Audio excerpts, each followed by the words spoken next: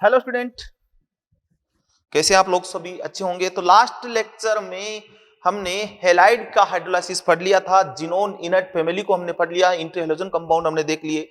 आज हम बात करेंगे लेक्चर नंबर 104 की, और इसमें हम बात करेंगे ऑक्साइड का जल अपघटन। ठीक है, तो यहां मैं बात करता हूं ऑक्साइड का जल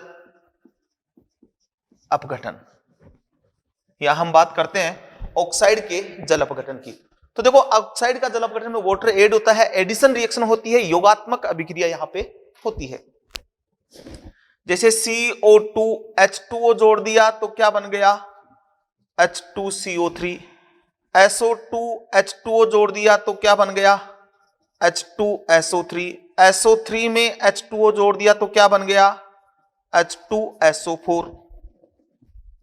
CrO3 में H2O जोड़ दिया तो क्या बन गया? H2CrO4।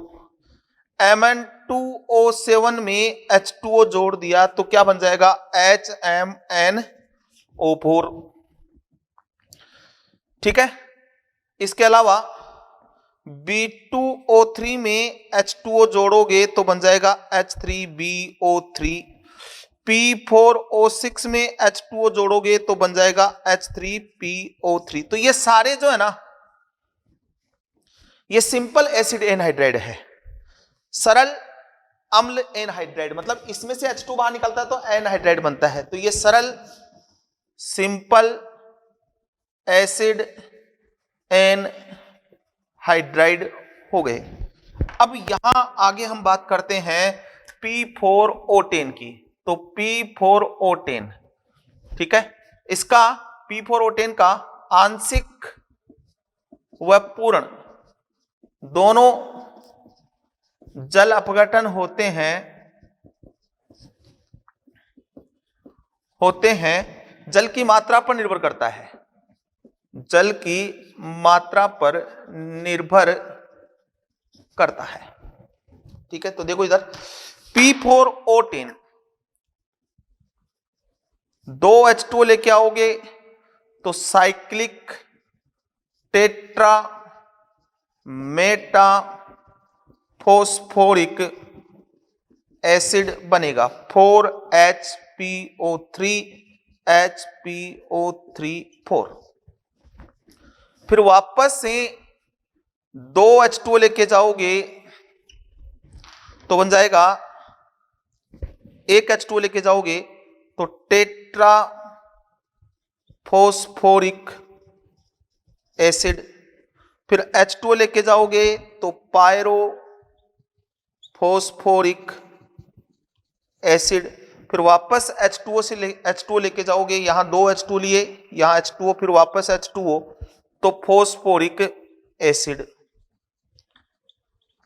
तो डायरेक्ट में बोलूं 6H2 लेके जाते हो तो 4H3PO4 बनता है। ठीक है, तो P4O10 का उसी ऑक्सीजन स्टेट का ऑक्सी एसिड बन जाएगा। ऐसे में बात करूं N2O3H2O तो बन जाएगा 2HNO2। N2O5H2O तो बन जाएगा 2HNO3। Cl2O7 और ये H2O तो बन जाएगा 2HClO4। ये भी कैसे हैं?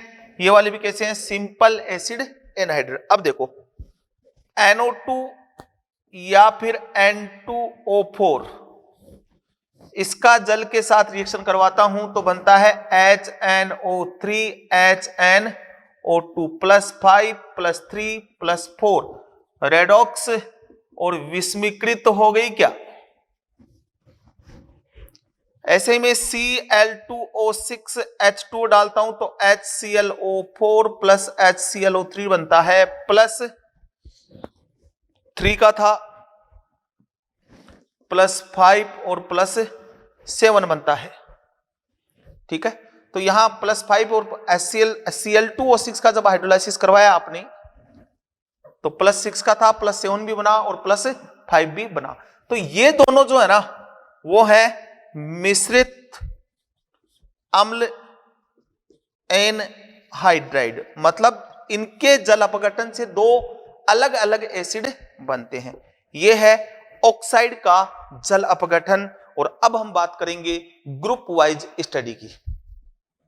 जितने थे वही, उसका क्या बनाना है, एसिड बनाना है। जब इसके हीटिंग इफेक्ट देख रहे थे उसी कंडीशंस पे आपको चलना है।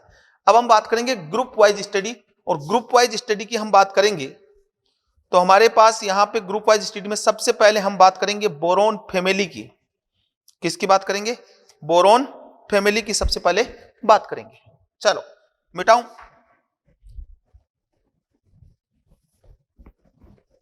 तो अब बात करते हैं हम ग्रुप वाइज। सबसे पहले 13 ग्रुप से हम बात स्टार्ट करते हैं।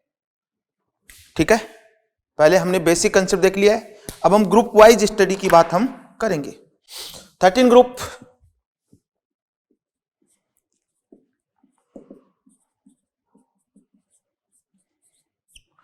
सबसे पहले इसके रेडियई का ऑर्डर एक इंपॉर्टेंट ऑर्डर बनता है। इसकी होती है 88 पिकोमीटर, इसकी 148 पिकोमीटर, 130 पिकोमीटर, 167 पिकोमीटर और 171 पिकोमीटर। यहां आपको देखने की बात है कि गैलियम की साइज एल्यूमिनियम से स्मॉल हुआ है ड्यू टू ट्रांजिशन कॉन्ट्रैक्शन, संक्रमण संकुचन के कारण ऐसा हुआ है। संक्रमण संकुचन के कारण ऐसा हुआ है। उसके बाद इनके आयनेशन एनर्जी का भी पता होना चाहिए, IE1 का ऑर्डर पता होना चाहिए। दो चीजें यहां से इंपॉर्टेंट है, वो है बोरोन की सबसे ज्यादा ये वाला ऑर्डर आएगा,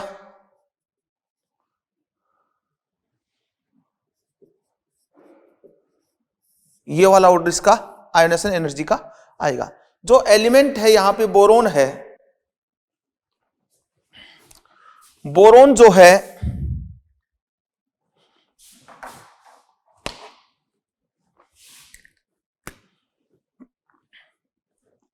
वो नॉन मेटल ब्लैक अधातु है और ब्लैक है, क्रिस्टलीय ठोस है।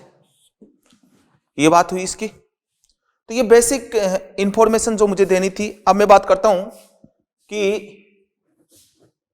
अम्ल के साथ अभिक्रिया।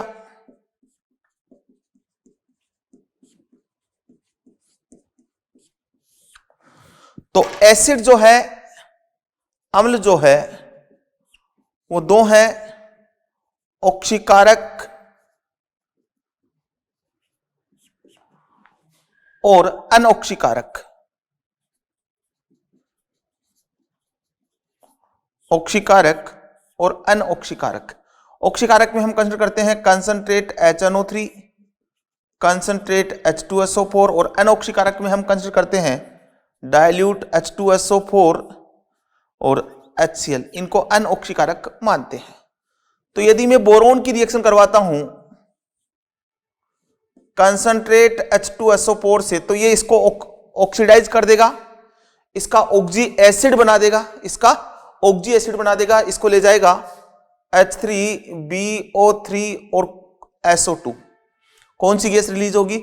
SO2 खुद रिड्यूस हो जाएगा।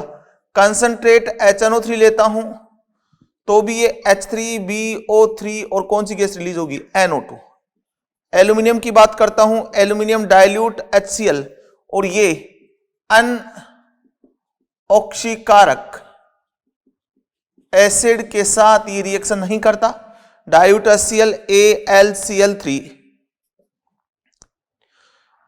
AlCl3 बन जाएगा और H2 गैस बाहर निकलेगी क्योंकि एम्फोटेरिक मेटल है। कंसंट्रेट H2SO4, Al2SO4 का होल थ्राइज और SO2 बाहर निकलेगी, ऑक्सीडाइज कर रहा है। डाइल्यूट H2SO4, Al2SO4 का होल थ्राइज, यहां H2 गैस बाहर निकलेगी। ये दोनों रिएक्शन इंपॉर्टेंट है। कंसंट्रेट H2SO4 के साथ SO2 आ रही है, डाइल्यूट H2SO4 के साथ H2 आ रही है। फिर देखो यहां मैं कुछ एलिमेंट्स लिखता हूं, उनकी बात हम आगे करते हैं। देखो आप, मैं क्या बोलता हूं, मैं बोलता हूं कि beryllium, aluminium, gallium, beryllium, aluminium, gallium, chromium, ठीक है। कंसंट्रेट HNO3 के साथ अभिक्रिया नहीं करते हैं क्योंकि सतह का ऑक्सीकरण हो जाता है, सतह का ऑक्सीकरण हो जाता है और रक्षित ऑक्साइड परत का निर्माण हो जाता है। मतलब एल्यूमिनियम का कोई पीस लिया, उसको कंसंट्रेट HNO3 में आपने डाला तो इसकी सतह पर एक ऑक्साइड लेयर का फॉर्मेशन हो जाएगा। तो ये पूरा डिजोल्व नहीं हुआ क्योंकि ऊपर ये जो लेयर है ये अक्रिय होती है और ये लेयर के फॉर्मेशन के कारण ये कंसंट्रेट HNO3 में क्या नहीं होता, सोल्यूबल नहीं होता। ये सेम चीजें होती है बेरिलियम, एल्यूमिनियम, गैलियम, क्रोमियम, ये कंसंट्रेट HNO3 के साथ रिएक्शन नहीं करते क्योंकि सतह का ऑक्सीकरण हो जाता है और रक्षित ऑक्साइड परत का क्या हो जाता है, फॉर्मेशन हो जाता है।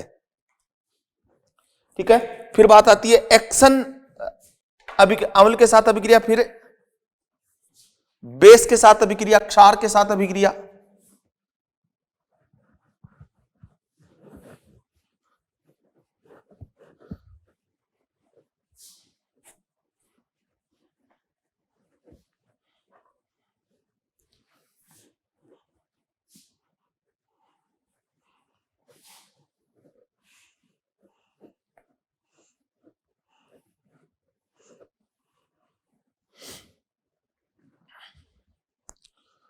तो नेक्स्ट पॉइंट है क्षार के साथ अभिक्रिया।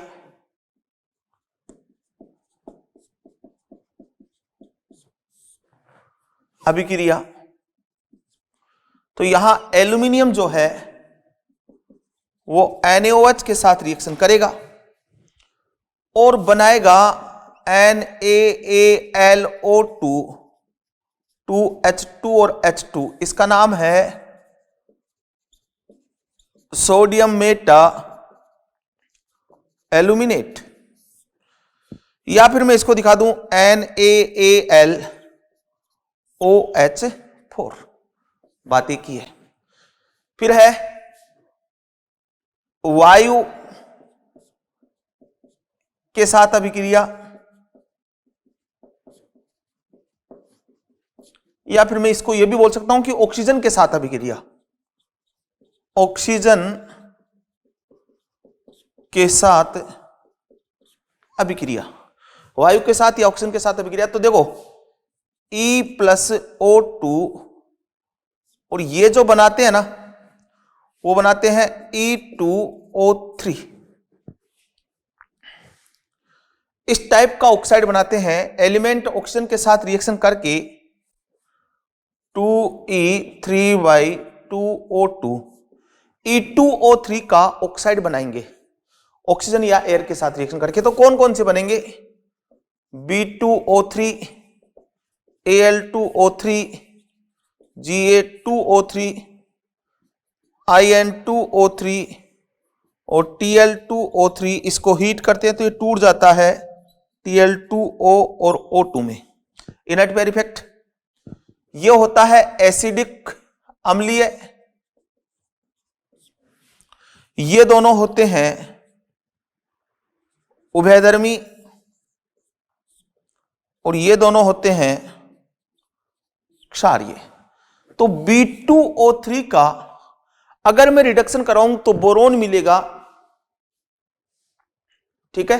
और यहां अगर मैं इसका रिएक्ट कराऊं मैग्नीशियम से रिडक्शन करवाऊं, भाई इसका हाइट H2O से कराऊंगा तो कौन सा एसिड बनता है? H3BO3 बनता है। अगर मैं मैग्नीशियम से रिडक्शन कराऊं तो क्या बनेगा? बोरोन और MgO।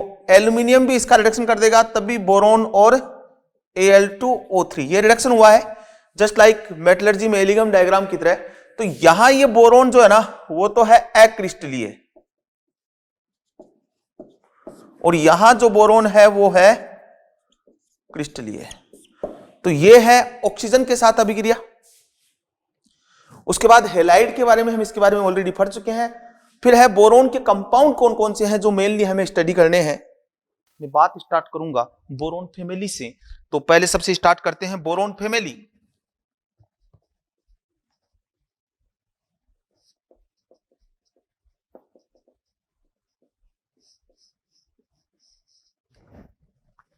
और 13 नंबर ग्रुप,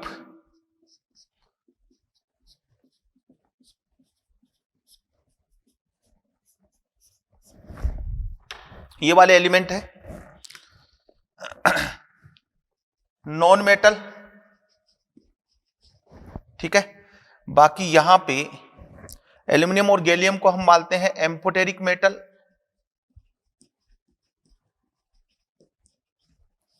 और ये भी मेटल। मतलब एम्फोटेरिक मेटल का मतलब है कि एसिड या फिर बेस, इनके साथ कौन सी गैस रिलीज करेंगे, H2 गैस रिलीज करेंगे। जो एसिड और बेस के साथ H2 गैस रिलीज करते हैं उनको हम non metal amphoteric metal consider करते हैं। बोरोन जो है hard and black crystalline solid, black crystalline solid, ये हार्ड होता है और ब्लैक क्रिस्टलाइन सॉलिड होता है। सबसे पहले इनकी रेडियस की बात आती है, रेडियाई। तो बोरोन से ज्यादा एल्यूमिनियम, एल्यूमिनियम की बड़ी होती है गैलियम से, फिर वापस से बढ़ना स्टार्ट होती है इंडिनियम और थेलियम। ये रेडियाई ऑर्डर है। इसकी होती है 88 पिकोमीटर, इसकी होती है 148, 135, 167, 171 पिकोमीटर रेडियाई ऑर्डर होता है। यहां एल्यूमिनियम और गैलियम ये रीजन हुआ है ड्यू टू ट्रांजिशन कॉन्ट्रैक्शन, आपने जैसा पीरियोडिक टेबल में देखा होगा। और यहां हुआ है वो हुआ है एलन कॉन्ट्रैक्शन, लेंथेनाइड कॉन्ट्रैक्शन के कारण हुआ है। क्लियर। अब बात आती है इनका मेल्टिंग पॉइंट का, वो सॉरी आयनेशन एनर्जी का ऑर्डर ये पता होना चाहिए, इंपॉर्टेंट है। IE1 का, बोरोन की, फिर थेलियम की, फिर इसकी, फिर एल्यूमिनियम की, और उसके बाद इंडिनियम की, ये ऑर्डर होता है इसका। तो हम इन एलिमेंट्स के बारे में पढ़ने हैं, इनके कंपाउंड पढ़ने वाले हैं। बोरोन जो है सबसे पहले एक्शन विथ एसिड, एसिड के साथ रिएक्शन, एक्शन विथ एसिड। तो बोरोन जो है वो नॉन ऑक्सीडाइजिंग एसिड के साथ रिएक्शन नहीं करता। नॉन ऑक्सीडाइजिंग एसिड HCl है, डाइल्यूट H2SO4 है, इनके साथ रिएक्ट करता। ऑक्सीडाइजिंग एसिड के साथ रिएक्ट करेगा, ठीक है। और इसमें ऑक्सीडाइजिंग एसिड है जैसे कंसंट्रेट HNO3, तो ये इसको ऑक्सीडाइज करेगा, उसका ऑक्सी एसिड बना देता है H3BO3 और खुद रिड्यूस हो जाता है NO2 में। कंसंट्रेट H2SO4 की बात करूं तो ये H3BO3 बनाएगा, खुद चला जाएगा किसमें, SO2 में। तो ये एक्शन विथ एसिड, एसिड के साथ रिएक्शन की मैंने बात की कि कौन रिएक्ट करेगा और कौन नहीं करेगा। फिर एल्यूमिनियम की हम बात करते हैं।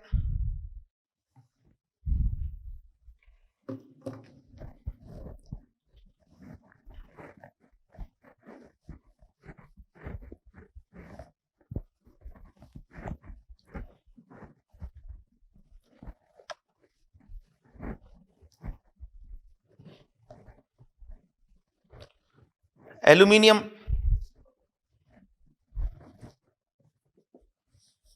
एल्यूमिनियम की बात करें, डाइल्यूट HCl से करवाओगे तो AlCl3 और H2 बनेगा। डाइल्यूट H2SO4 से करवाओगे तो Al2SO4 का होल थ्राइज और H2 गैस रिलीज होगा। कंसंट्रेट H2SO4 से करवाओगे तो कन्वर्ट हो जाएगा Al2SO4 का होल थ्राइज और साइड में SO2 गैस रिलीज होगी, यहां H2 आती है।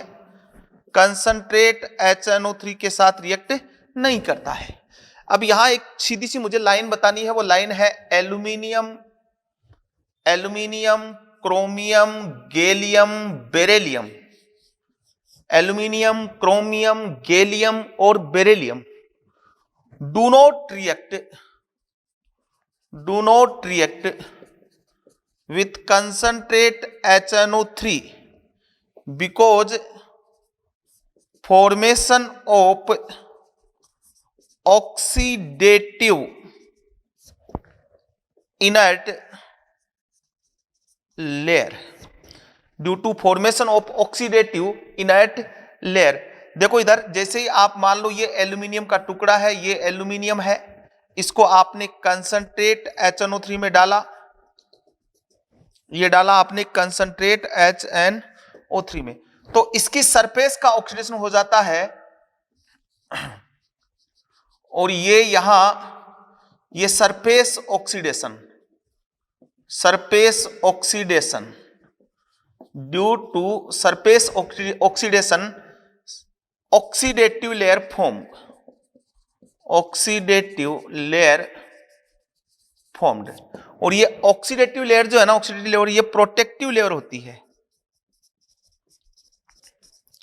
इसलिए कंसंट्रेट HNO3 के साथ एल्यूमिनियम भी रिएक्ट नहीं करता, क्रोमियम भी नहीं करता, गैलियम भी नहीं करता, और बेरिलियम भी रिएक्ट नहीं करता है, क्योंकि इसकी लेयर का ऑक्सीडेशन हो जाता है, सरफेस का ऑक्सीडेशन हो जाता है, और ये ऑक्सीडेशन इनर्ट होता है, ऑक्सीडेटिव लेयर का फॉर्मेशन हो जाता है, जिससे आगे वो फर्दर रिएक्ट नहीं कर पाता है। बोलो हाँ कि ना। इसके बाद हम बात करते हैं reaction with NaOH।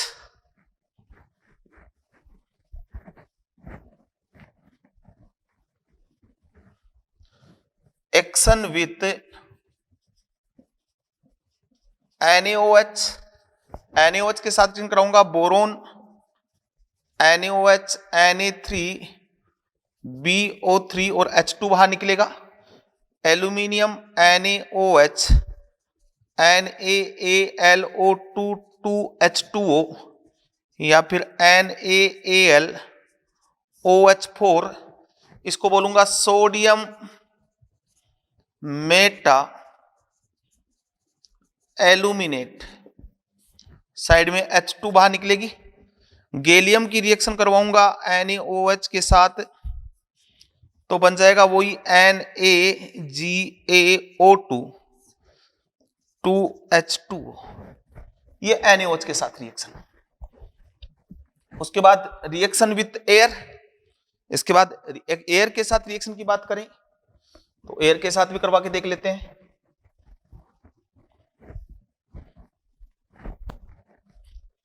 Action with air,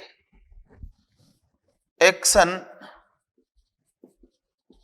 with air, तो देखो इस ग्रुप के जो एलिमेंट है ना, वो ऑक्सीजन के साथ रिएक्शन करके E2O3 टाइप क्या बनाते हैं, ऑक्साइड बनाते हैं। E2O3 टाइप का ऑक्साइड बनाएंगे, तो बनेगा B2O3 Al2O3 Ga2O3 In2O3 Tl2O3, जो हीट करने पे टूट जाता है Tl2O और O2 में, क्योंकि +3 में तो लेस स्टेबल है ना इनर्ट पेयर इफेक्ट कारण।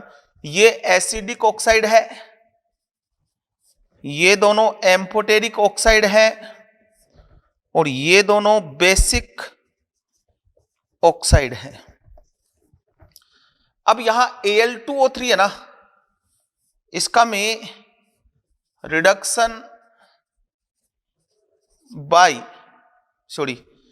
इसका B2O3 का है ना, B2O3 का रिडक्शन बाय मैग्नीशियम और रिडक्शन बाय एल्यूमिनियम।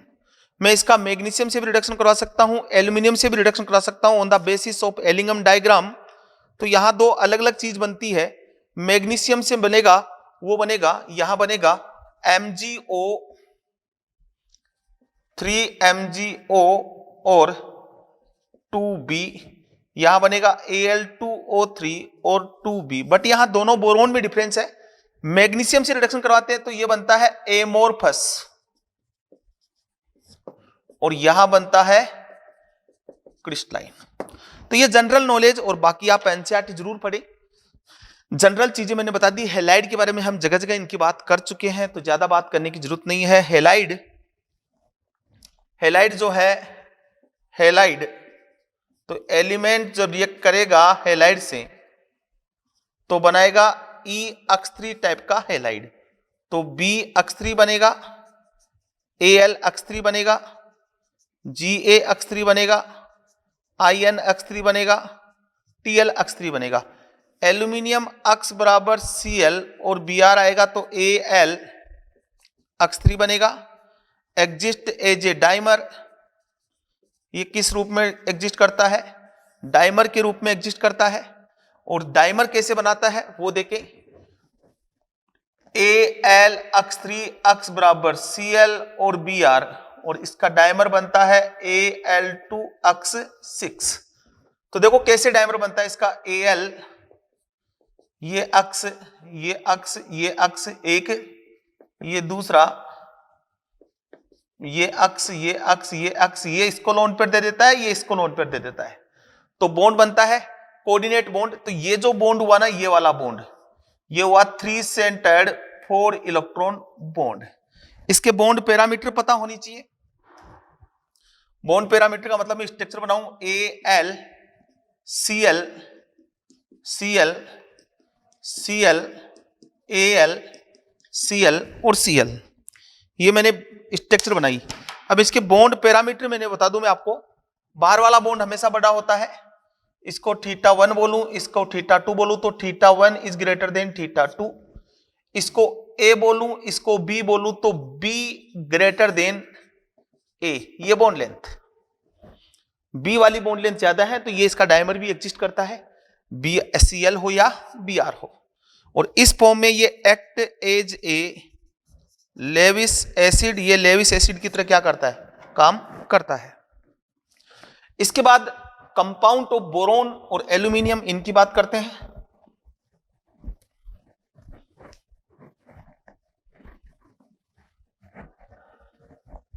बाकी आप एनसीईआरटी पढ़े, हाइड्रोलाइसिस इनका बता ही चुका हूं।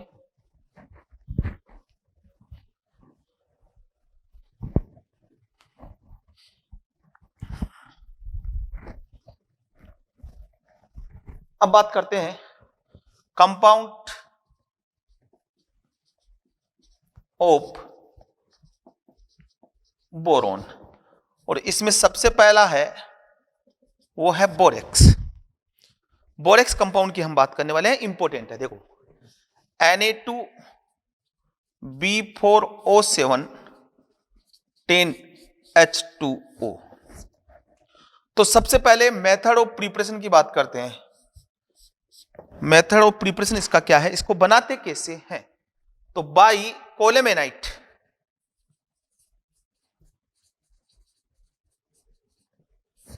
कोलेमेनाइट होता है Ca2B6O11.5H2, इसको बोलते हैं कोलेमेनाइट। तो Ca2B6O11, इसकी रिएक्शन करवाते हैं 4Na2CO3 से। ठीक है, इसकी रिएक्शन हम करवाएंगे 4Na2CO3 से, हम इसकी रिएक्शन करवाएंगे। तो जैसे ही रिएक्शन करवाएंगे तो सबसे पहले क्या बनेगा, देखो यहां 2 ले लेते हैं अपन, 2Na2CO3, CaCO3 Na2B4O7 plus NaBO2। फिर क्या करते हैं इस प्रोसेस में, एडेड वाटर, इसमें वाटर क्या करते हैं, ऐड करते हैं, और उसके बाद हम क्या करते हैं, फिल्टर करते हैं। तो CaCO3 की तो आ जाती है रेजुडी, ठीक है, ये तो रेजुडी बन जाता है। और साइड में ये Na2B4O7 प्लस NaBO2, ये बच गया फिल्ट्रेट। तो इसकी पीपीटी बन चुकी है, तो सेपरेट कर लिया। तो ये फर्स्ट स्टेप में हुआ है, फर्स्ट स्टेप।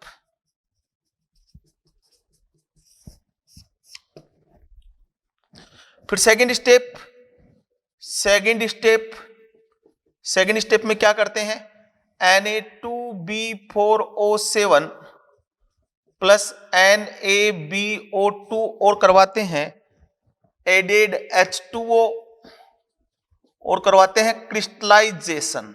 क्या करवाते हैं, क्रिस्टलाइजेशन। तो यहां 2 बन जाएंगे, क्रिस्टल ऑफ Na2B4O7 10H2O, ये बन जाते हैं। और दूसरा बन जाता है NaBO2, ये चला जाता है मदर लिक्कर में, मतलब ये लिक्कर स्टेट में आ गया और क्रिस्टल किसके बन गए, बोरेक्स के क्रिस्टल बन गए। फिर थर्ड स्टेप में क्या करते हैं, NaBO2 है, इसमें CO2 पास आउट करते हैं, पास आउट।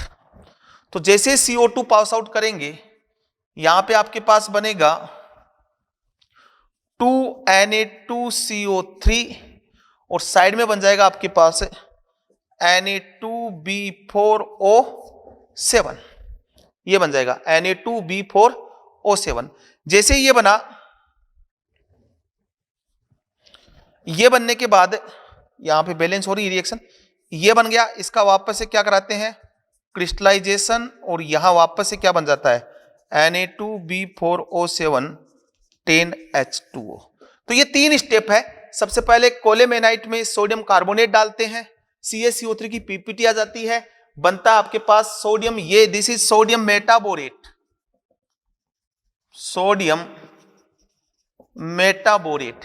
फिर इसमें हम वाटर ऐड करते हैं और फिल्टर करते हैं, तो इसकी पीपीटी बन जाती है, ये आपके पास फिल्ट्रेट बन जाता है।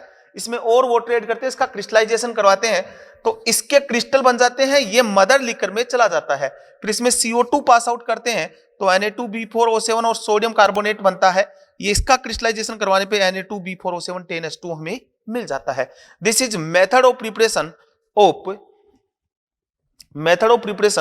Of borax.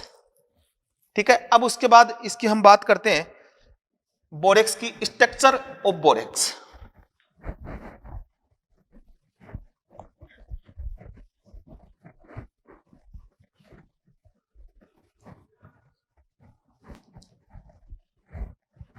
ठीक है, चले देखो, मॉलिक्यूलर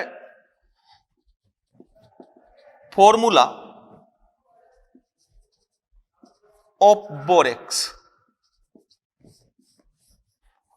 वो तो है Na2B4O7 10H2O। स्ट्रक्चर फॉर्मूला वो है Na2B4O5 OH4.8H2O, ये स्ट्रक्चर फॉर्मूला है इसका। इट इज टेट्रान्यूक्लियर,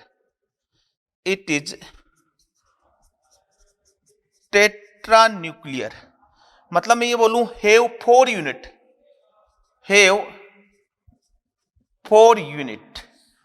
यूनिट में से 2 unit trigonal planar, 2 unit trigonal planar और 2 यूनिट टेट्राहेड्रल। अब बात आती है इसकी स्ट्रक्चर की, तो वो स्ट्रक्चर कैसे एग्जिस्ट करती है उसको देखें आप इधर। बोरोन, ये ऑक्सीजन, ये बोरोन, ये ऑक्सीजन, ये बोरोन, फिर ये ऑक्सीजन, ये बोरोन, ये ऑक्सीजन और ये बोरोन, ये 4 यूनिट हो गई। ठीक है, हर यहां पे भी इनके बीच में भी ऑक्सीजन होगा, इसके बीच में भी ऑक्सीजन होगा।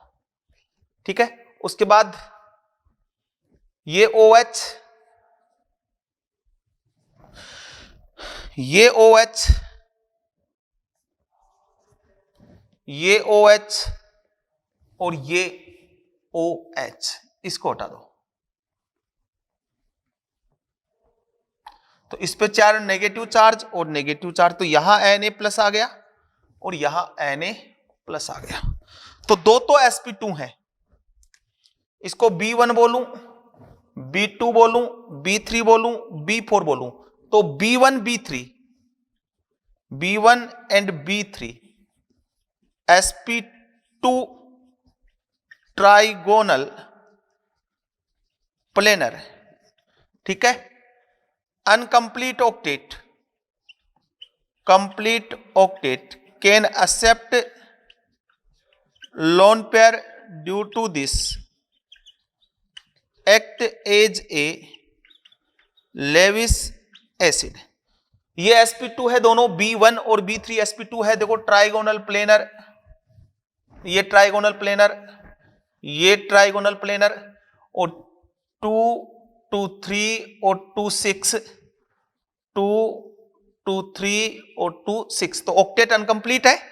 Uncomplete octet can accept lone pair due to this act as Lewis acid. N factor हो गया 2, दो लोन पेयर एक्सेप्ट कर सकते हैं, तो एन फैक्टर हो गया 2। अब B1 B4 B2 B2 and B4 sp3 tetrahedral, sp3 है, टेट्राहेड्रल है, कंप्लीट ऑक्टेट। ऑक्टेट यहां पे क्या हो गया, कंप्लीट हो गया, 2 2 4 2 6 और 2 8, कंप्लीट ऑक्टेट यहां पे है। तो ये टेट्राहेड्रल है, ये टेट्राहेड्रल है, ये टेट्राहेड्रल है, ये दोनों टेट्राहेड्रल है और ये वाली है। अच्छा बी, अब बात आती है bridge oxygen 5, bridge oxygen 5, 2 boron electron deficient है और 2 बोरोन इलेक्ट्रॉन रिच है, दोनों का ऑक्टेट कंप्लीट है और 2 का ऑक्टेट कंप्लीट नहीं है। Bridge oxygen 5 BOB bond, number of BOB bond, कितने BOB बॉन्ड हो गए, एक, A1 2 3 4, ठीक है, 5 BOB बॉन्ड हो गए 5। तो ये इसके रिगार्डिंग जो इंफॉर्मेशन थी वो मैंने बोला, एन फैक्टर, ब्रिज ऑक्सीजन कितनी है, total number of atom which sp3 hybridize, ठीक है, और ये ऑप्टिकली इनएक्टिव है, optically inactive due to POS present, optical inactive due to POS, plane of symmetry इसमें प्रेजेंट है। All atom do not have same plane due to this non planar, इसलिए ये क्या हो गया, नॉन प्लेनर हो गया। ये इसकी स्ट्रक्चर हो गई, इसके अलावा इसका फैक्टर बता दिया क्या है। इसके बाद आता है इसका हीटिंग इफेक्ट। ओके, अब बात करते हैं हम इसके हीटिंग इफेक्ट की।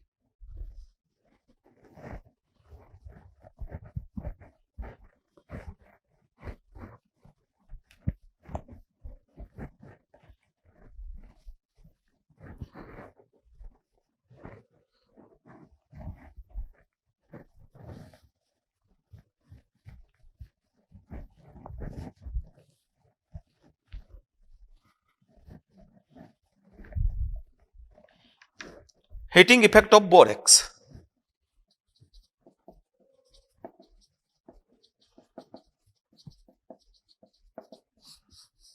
बोरेक्स का हीटिंग इफेक्ट है क्या?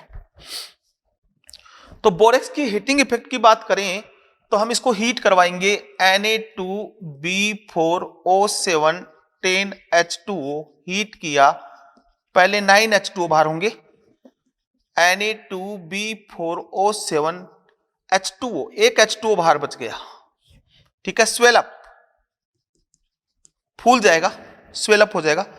आगे और हीट करूंगा, Na2B4O7 में आ जाएगा, रेड हॉट हीट करूंगा तो टूट जाएगा NaBO2 plus B2O3, NaBO2 B2O3, इसको हम बोलते हैं, यहां ये तो है बोरिक एनहाइड्राइड, मतलब बोरिक एसिड का एनहाइड्राइड है, इसलिए बोला बोरिक एनहाइड्राइड। इसका नाम है Na plus BO2 minus sodium Meta borate, इसका नाम है सोडियम मेटा बोरेट। अब NaBO2 प्लस B2O3 बनाया ना, ये जो है ना पूरा, ये ट्रांसपेरेंट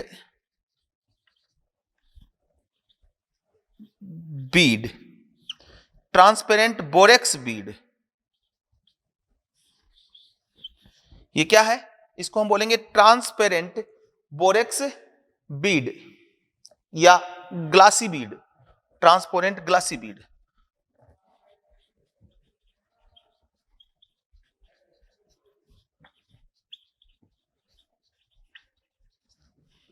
अब देखो, इसी से एक कंसेप्ट बनता है, वो बनता है borax bead test.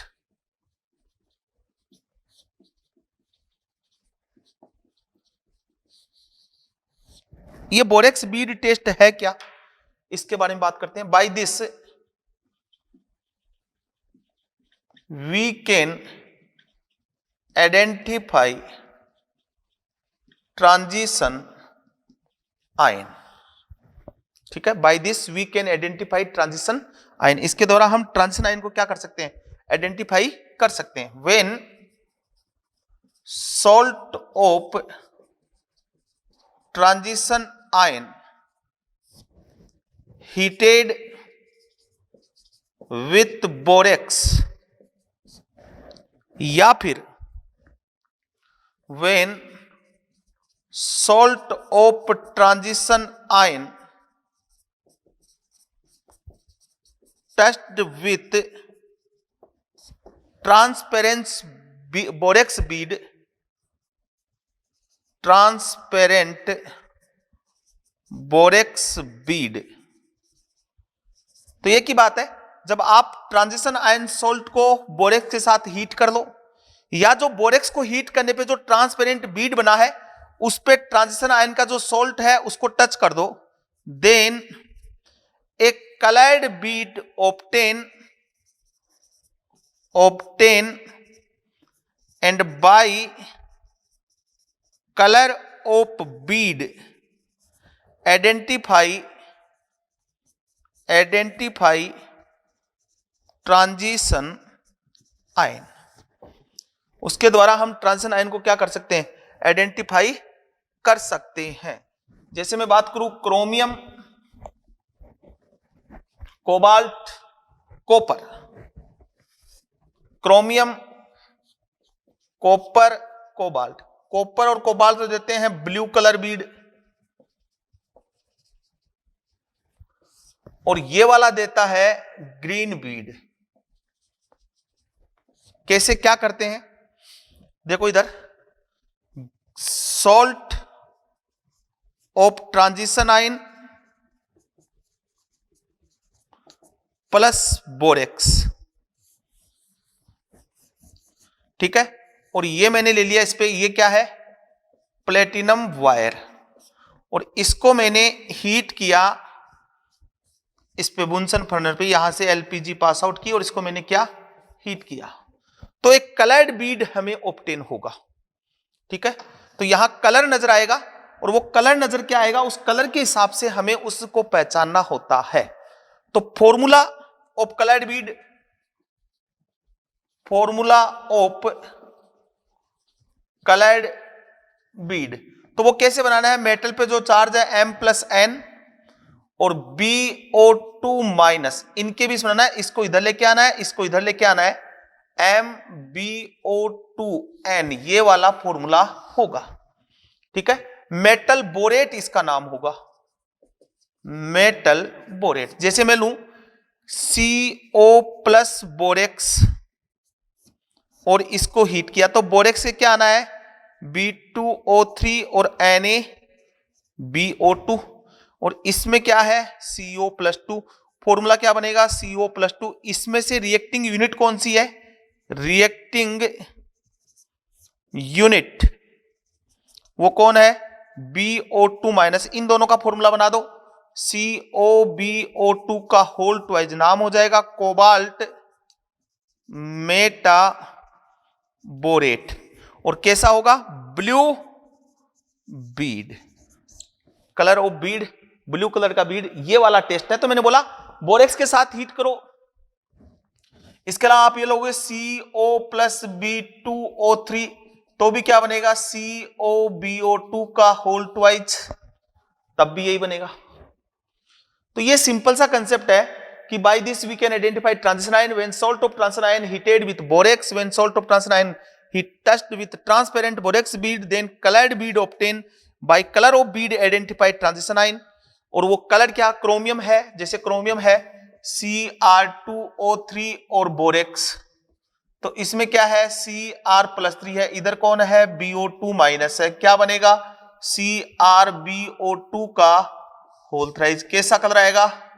Green colour. This is borax bead test. और एनसीईआरटी जरूर पढ़ ले एक बार इसकी, ये बोरेक्स बीड टेस्ट का कंसेप्ट मैंने बता दिया है। आगे चलते हैं भैया।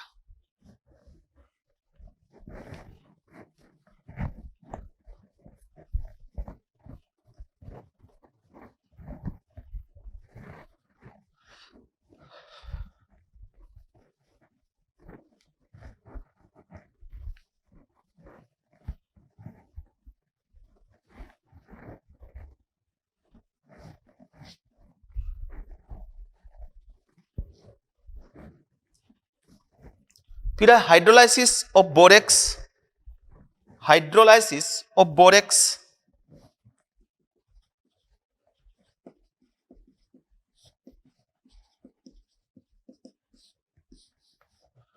Na2B4O7 plus 7H2O 4H3BO3 plus 2NaOH। तो ये तो है वीक एसिड और ये स्ट्रॉन्ग बेस। वीक एसिड और ये क्या है? Strong base. तो overall aqueous solution of borax is basic solution। कैसा होगा? बेसिक सॉल्यूशन होगा। उसके बाद यूजेज ऑफ बोरेक्स, ये आपको कहां से पढ़ना है? एनसीईआरटी से आप इसको पढ़ लें। ये था बोरेक्स और नेक्स्ट कंपाउंड है बोरिक एसिड। तो नेक्स्ट हम बात स्टार्ट करते हैं बोरिक एसिड से। हमने देखा कि बोरेक्स जो कंपाउंड है उसका एक तो बोरेक्स बीड टेस्ट इंपॉर्टेंट है, ध्यान रखेंगे वो टेस्ट कैसे ऑपरेट होता है। दूसरा हमने ये देखा कि उसकी स्ट्रक्चर्स यूनिट क्या है। नेक्स्ट हम देखते हैं बोरिक एसिड, ये भी एक इंपॉर्टेंट फैक्टर है। बोरिक एसिड, अब बोरिक एसिड की बात करें ना तो एक सिंपल सा कंसेप्ट है बोरिक एसिड का। वो कंसेप्ट क्या है बोरिक एसिड का?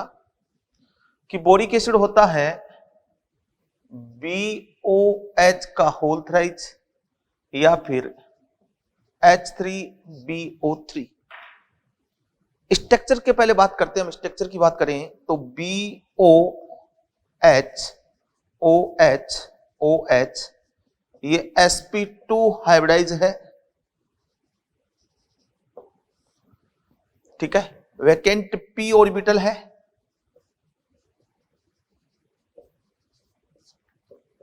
It is weak mono basic acid, it is accept OH minus, it is accept OH minus. ये H प्लस देता नहीं है, ये OH माइनस एक्सेप्ट करता है क्योंकि इसके पास मैंने बोला वैकेंट p ऑर्बिटल है। तो जो BOH का होल ट्वाइज है ये होल थ्राइज है और ये OH माइनस और ये OH माइनस एक्सेप्ट करता है और बनाता है BOH4 माइनस, ये वाला बनाता है, ठीक है। तो यहां पे मैंने बोला it is weak mono basic acid, it is accept OH minus. ये OH माइनस को क्या करता है?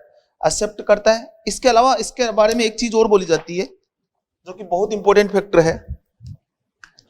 बोरिक एसिड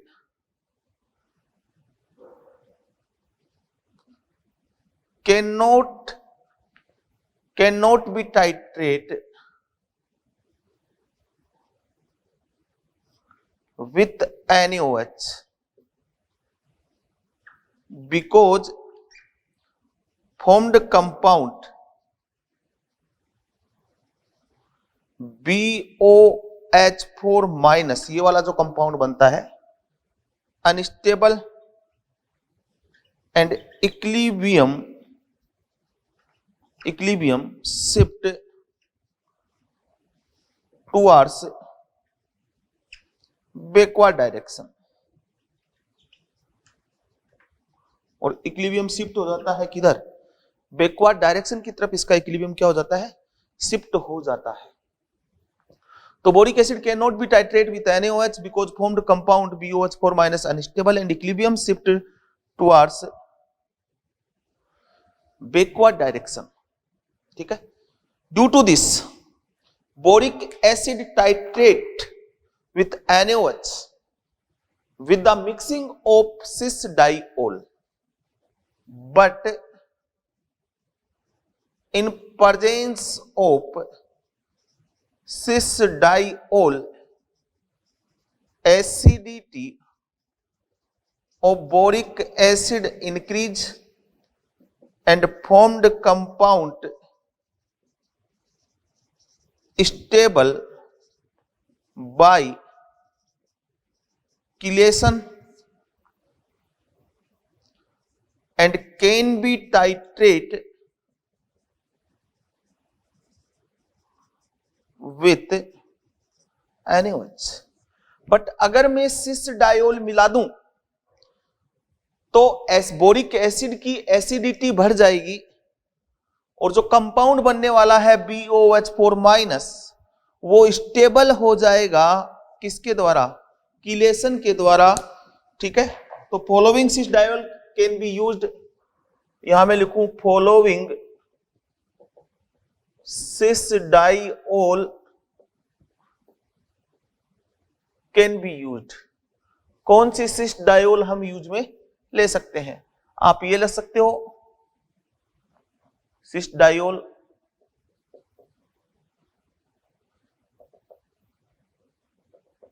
ये वाला यूज में ले सकते हो आप, सिस डायोल है, ये वाला यूज में नहीं ले सकते, ये नहीं ले सकते। मैनिटोल यूज में ले सकते हो, मैनिटोल। सुगर यूज में ले सकते हो, केटेकोल यूज में ले सकते हो, OH केटेकोल भी आप यूज में ले सकते हो। इसके अलावा सैलिसाइलिक एसिड भी आप यूज में ले सकते हो। अभी मैं बताऊंगा कैसे इसको किलेशन के द्वारा क्या करता है, स्टेबल करता है। ये इस टाइप के मतलब OH ग्रुप लगे हुए हों, ये वाले आप क्या कर सकते हो, यूज में ले सकते हो। सिस डायोल ये वाला, आप 2 OH लगे हुए हो, ये वाला स्केलेटन यूज में ले सकते हो। कैसे बढ़ाता है एसिडिटी उसको देखिएगा।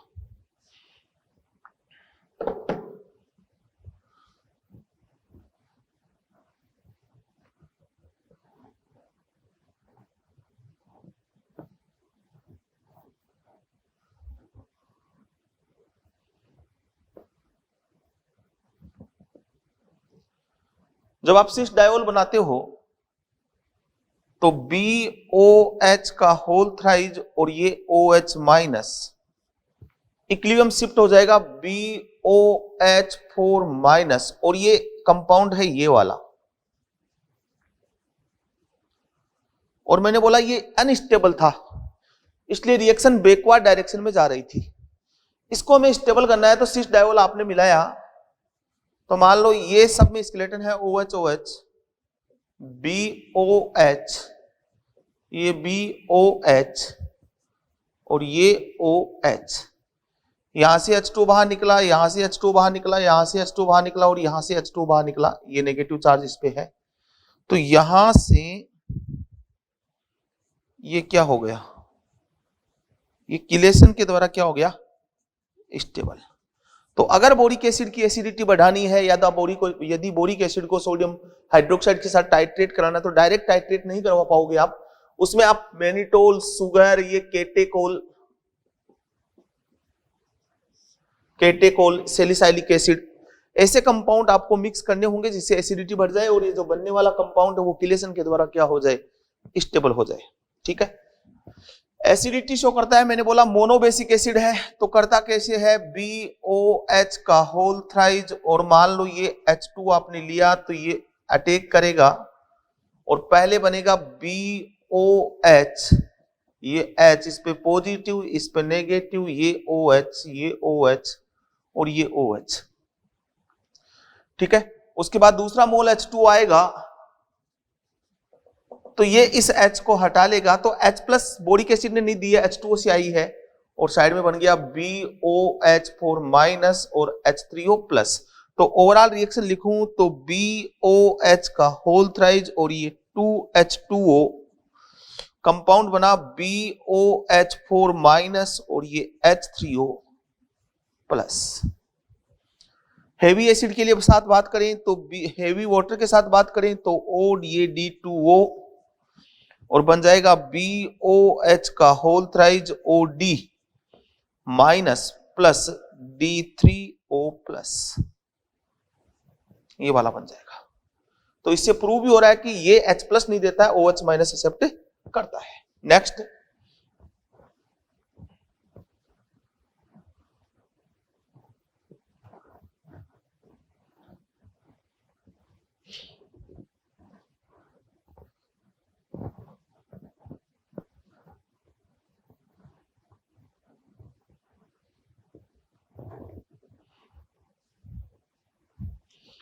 इसके बाद बात करें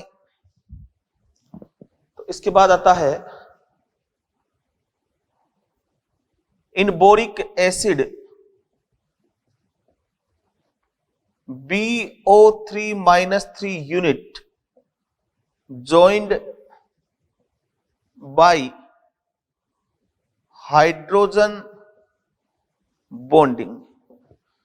बोरिक एसिड में जो BO3 माइनस यूनिट है, मतलब ये वाला O, ये O, ये O, ये H, ये H, ये H, तो ये जो यूनिट है ना, ये हाइड्रोजन बॉन्डिंग से क्या होती है, बॉन्डेड होती है।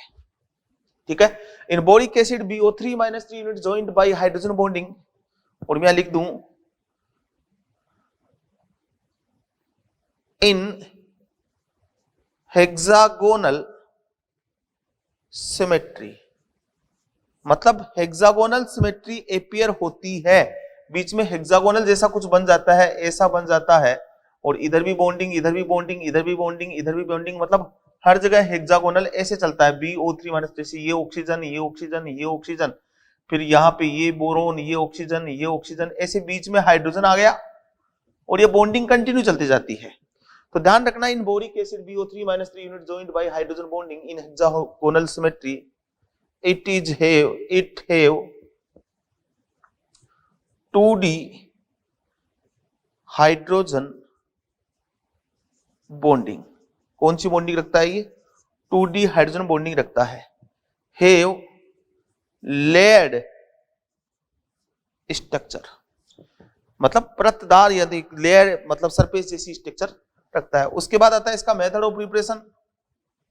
मेथड ऑफ प्रिपरेशन, तो मेथड ऑफ प्रिपरेशन तो बहुत सारे अपने पास, देखो B2O3 का हाइड्रोलाइसिस करवाओ तो बन जाएगा, BH3 का हाइड्रोलाइसिस करवाओ तो भी बन जाएगा, बोरेक्स का हाइड्रोलाइसिस करवाओ तो भी बन जाएगा। तो इतने हैं, इन सबसे H3BO3 बनता है। ये सारी रिएक्शन पढ़ चुके हैं, इसका हाइड्रोलाइसिस हमने पढ़ चुका है, इसका पढ़ चुके हैं, इसका भी हम पढ़ चुके हैं, बोरिक एसिड बनाया जा सकता है। तो ये था बोरिक एसिड। उसके बाद आते हैं बोरिक एसिड के यूज, और यूज में आपसे यही सजेस्ट करूंगा कि यूज आपको कहां से पढ़ने हैं, एनसीईआरटी से पढ़ने हैं। ठीक है, अब हम बात करते हैं next hydride of boron family, बोरेन्स की बात करते हैं। हीटिंग इफेक्ट ऑलरेडी मैं बता चुका हूं बोरिक एसिड का, जहां इक एसिड का हीटिंग इफेक्ट बताया, वहां हीटिंग इफेक्ट की हम बात कर चुके हैं।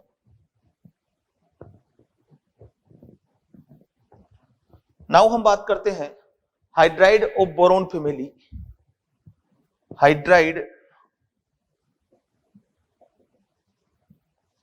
ऑफ बोरोन फैमिली, BH3 हो गया, AlH3 हो गया, GaH3 हो गया, InH3 हो गया, TlH3 हो गया। इसको बोलते हैं बोरेन, एलेन, गैलेन, इंडेन, थेलेन। तो ये जो बनाता है ये पॉलीमर एंड डाइमर दोनों बनाता है, ये पॉलीमर भी बनाता है डाइमर भी बनाता है। ये वाला डाइमर, इसको हम डिटेल से पढ़ने वाले हैं बोरेंस को। BH3 को हम डिटेल से पढ़ने वाले हैं। तो मैं यहां बात स्टार्ट करूंगा, बोरेंस की ही बात स्टार्ट करूंगा कि ये बोरेंस क्या होते हैं, इनके बारे में हम बात करेंगे। बोरेंस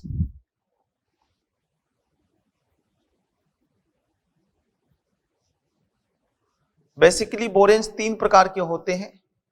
बोरेंस का मतलब बोरोन प्लस हाइड्रोजन, जैसे हाइड्रोकार्बन को कार्बन प्लस हाइड्रोजन बोलते हैं, वैसे बोरोन प्लस हाइड्रोजन को बोरेंस बोलते हैं। एक तो होता है क्लोजो, एक होता है नीडो और एक होता है आर्किनो।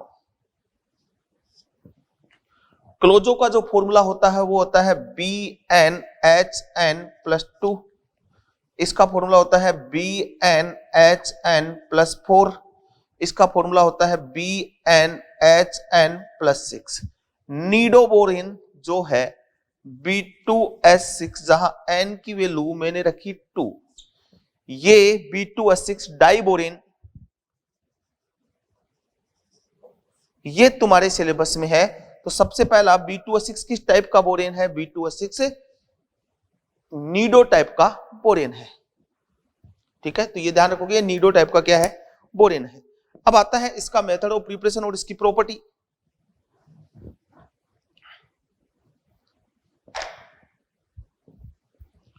मेथड ऑफ प्रिपरेशन,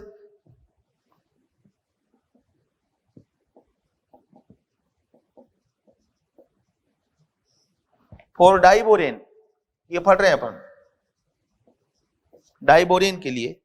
तो सबसे पहला मेथड है, जो लैब मेथड है वो है NaBH4 की रिएक्शन करवाओ I2 से।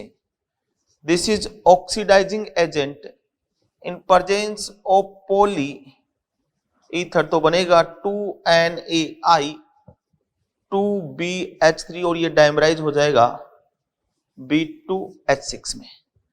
यहां I2O2 जो है वो ऑक्सीडाइजिंग एजेंट की तरह बिहेव कर रहा है।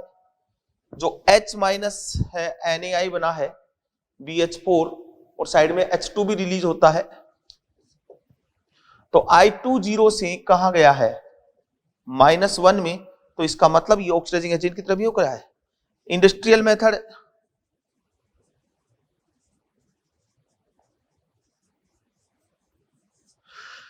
इंडस्ट्रियल मेथड है B(3) की रिएक्शन, जहां अक्स बराबर आप Cl ले सकते हो या फ्लोरीन ले सकते हो। आपको रिएक्शन करानी है MH से, हाइड्राइड से। ये पॉजिटिव है नेगेटिव है, Na हो सकता है या पोटेशियम हो सकता है या लिथियम हो सकता है। H माइनस अटैक करेगा, हेलोजन को बाहर करेगा, 2 मोल इसके रिएक्ट करेंगे और इसके 6 मोल रिएक्ट करेंगे। तो साइड में बन जाएगा 6mx और 2BH3 जो कि डाइमराइज फॉर्म में एग्जिस्ट करता है B2H6 फॉर्म में आ जाएगा। क्लियर? नेक्स्ट हम बात करें अदर मेथड क्या हो सकते हैं।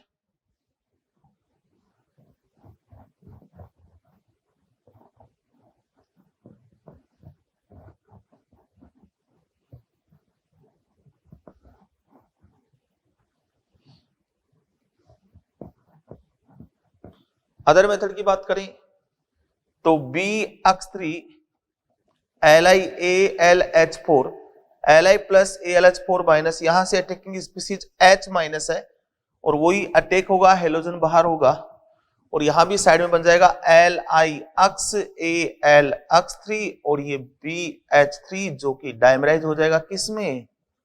B2H6 में। ये इसके मेथड ऑफ प्रिपरेशन है। लैब मेथड कौन सा है ये मैंने बताया है। इसके बाद आती है इसकी प्रॉपर्टीज की बात। कलरलेस और ऑर्डरलेस गैस है, ये अदर मेथड हो गया। इंडस्ट्रियल मेथड बता दिया, लैब मेथड बता दिया। अब आती है इसकी प्रॉपर्टीज की बात।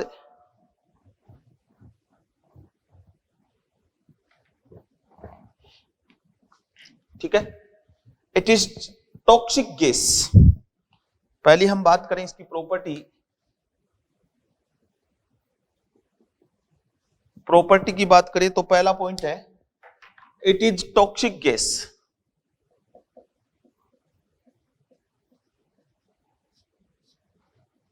ठीक है। इनफ्लेमेबल इन नेचर,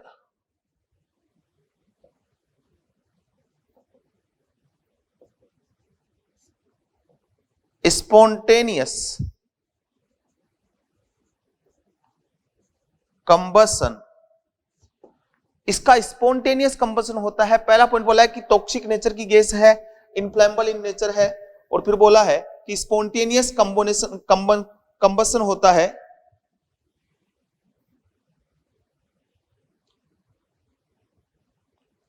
ठीक है। Spontaneous combustion in presence of oxygen, oxygen. ठीक है, मतलब have high affinity with oxygen and reaction become highly exothermic. Due to this, B2H6 used as a high energy fuel. High affinity है, combustion होगा, exothermic reaction होगी, इसलिए B2H6 का हम use करते हैं हाई एनर्जी फ्यूल में। जब B2H6 रिएक्ट करेगी, एयर O2 लिया या फिर एयर लिया, तो ये कन्वर्ट हो जाएगी B2O3 और साइड में रिलीज होगी H2 रिलीज होगी। ठीक है। और हाई हीट ऑफ कंबसन, इसका हीट ऑफ कंबसन क्या होता है, हाई होता है, और हाई हीट ऑफ कंबसन है, इसलिए हम इसको यूज ले सकते हैं।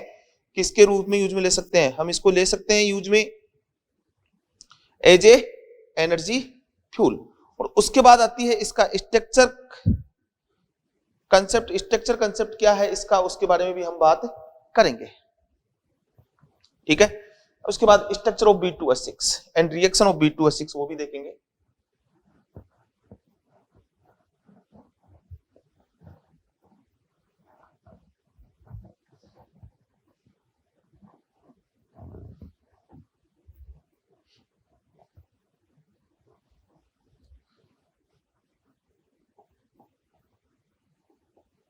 स्ट्रक्चर ऑफ B2H6, B2H6 की हम स्ट्रक्चर देखें तो B2H6 कुछ ऐसा होता है।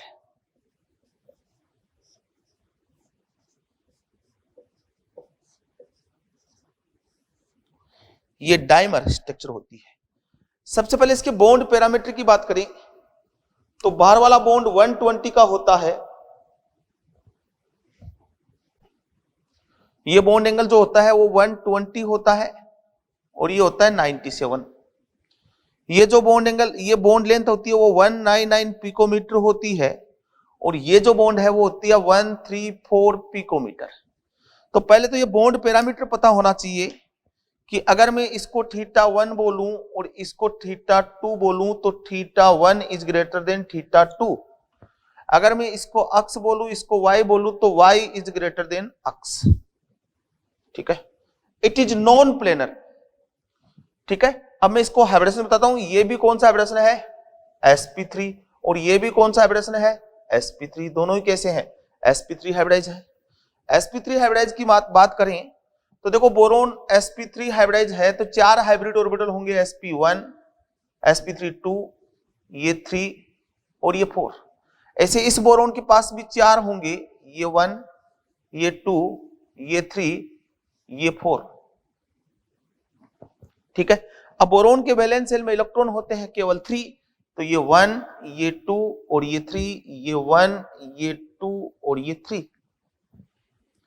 यहां पे हाइड्रोजन आ गया 1 इलेक्ट्रॉन लेके, यहां पे भी हाइड्रोजन आ गया 1 इलेक्ट्रॉन लेके, यहां पे भी हाइड्रोजन आ गया 1 इलेक्ट्रॉन लेके, यहां पे भी हाइड्रोजन आ गया 1 इलेक्ट्रॉन लेके। यहां एक हाइड्रोजन आएगा जिसके पास 1 इलेक्ट्रॉन है, यहां भी एक हाइड्रोजन आएगा जिसके पास 1 इलेक्ट्रॉन है। तो ये जो बॉन्ड है ना, ये वाला, ये वाला, ये वाला, ये वाला, ये और ये जो बॉन्ड है, यहां 2 इलेक्ट्रॉन है इस बॉन्ड में, यहां भी 2 इलेक्ट्रॉन इस बॉन्ड में, यहां भी 2 इलेक्ट्रॉन है और यहां भी 2 इलेक्ट्रॉन है। बट इस बॉन्ड में देखो बोरोन हाइड्रोजन, ये हाइड्रोजन है, बोरोन हाइड्रोजन बोरोन, यहां केवल 2 इलेक्ट्रॉन है, तो एक इलेक्ट्रॉन इधर दिखा दूं, एक इलेक्ट्रॉन इधर दिखा दूं, इसमें भी 2 इलेक्ट्रॉन है, एक इधर और एक इधर। इस बॉन्ड को जो हम बोलते हैं वो बोलते हैं इलेक्ट्रॉन डेफिशिएंट या बनाना बॉन्ड। ये बनाना शेप का हो गया, इसलिए इसको हम बोलते हैं बनाना बॉन्ड, या फिर बोलते हैं इलेक्ट्रॉन डेफिशिएंट बॉन्ड, या फिर बोल दें 1 2 3, इसको हम ये भी बोल सकते हैं 3 सेंटर्ड 2 इलेक्ट्रॉन बॉन्ड, ये भी बोल सकते हैं 3 सेंटर्ड 2 इलेक्ट्रॉन बॉन्ड। अब इसकी प्रॉपर्टीज की बात करें, तो प्रॉपर्टीज की बात करें ना, तो हमारे पास ये आएगा कि B2H6 जो है वो हैव 6 BH बॉन्ड, 1 2 3 4, ये 5 और ये 6, तो B2H6 have 6 BH bond. 6 BH bond में से क्या होता है, 2 BH bond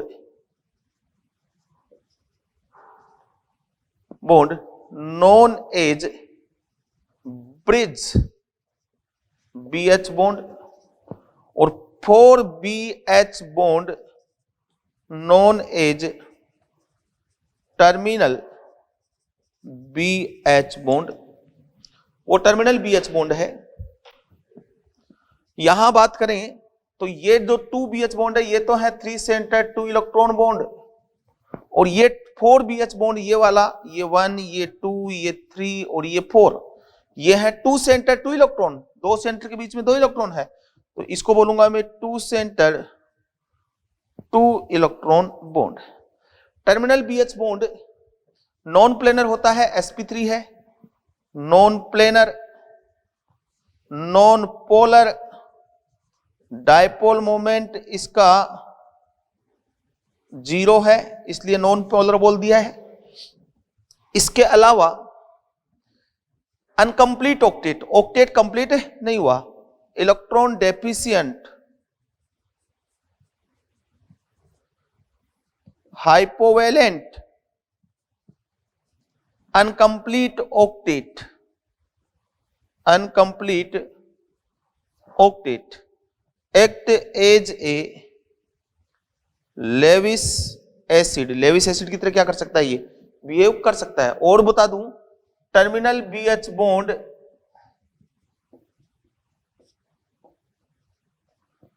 perpendicular to bridge bond, terminal BH bond perpendicular to bridge BH bond,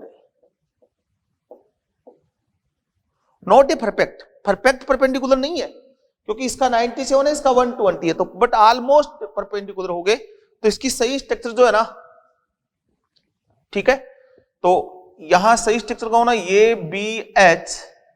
BH, इसको दिखा दूं मैं ऐसे,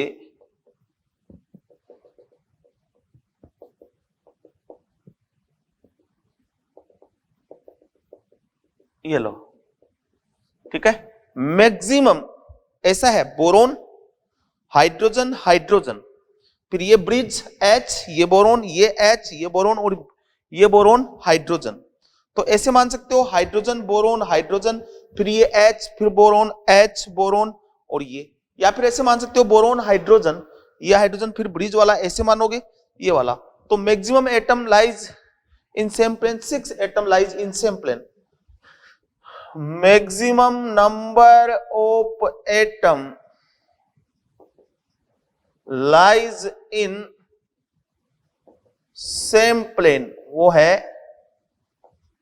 6, ठीक है। ये इसके रिगार्डिंग, अब रिएक्शन की बात करेंगे हम इसकी, ये बेस के साथ रिएक्शन करता है तो कैसे करता है।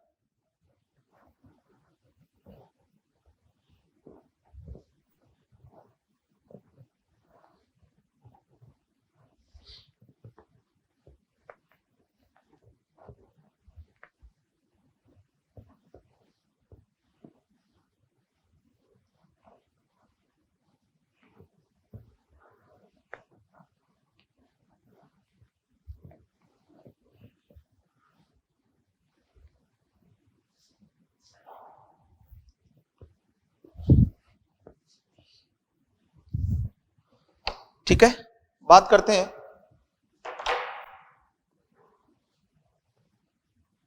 B2H6 with base. तो देखो B2H6 बेस के साथ है ना, दो तरीके से रिएक्शन कर सकता है, BHH, HH, BH और H। या तो हो जाए सिमेट्रिकल क्लीवेज, ठीक है, सिमेट्रिकल क्लीवेज मतलब 2BH3 में टूट जाए, या तो ऐसे हो जाए, या फिर इसका हो सकता है ये वाला क्लीवेज। तो यहां से टूटेगा तो इसको बोलूंगा मैं एसिमेट्रिक क्लीवेज। तो एसिमेट्रिक क्लीवेज में टूटेगा BH4 माइनस और BH2 पॉजिटिव। इसका तो ऑक्टेट कंप्लीट हो गया। ये कैन एक्सेप्ट 2 लोन पेयर, ये 2 लोन पेयर एक्सेप्ट कर सकता है, और 1BH3, ये 1BH3 can accept 1 lone pair, ये 1 लोन पेयर एक्सेप्ट कर सकता है। अब ये ध्यान रखना पड़ेगा कि सिमेट्रिक क्लीवेज तो किसके साथ होता है और एसिमेट्रिक क्लीवेज किसके साथ होता है। तो सिमेट्रिक क्लीवेज विथ वीक और बल्की बेस, वीक हो और बल्की बेस हो, लाइक यहां बात करूं तो CO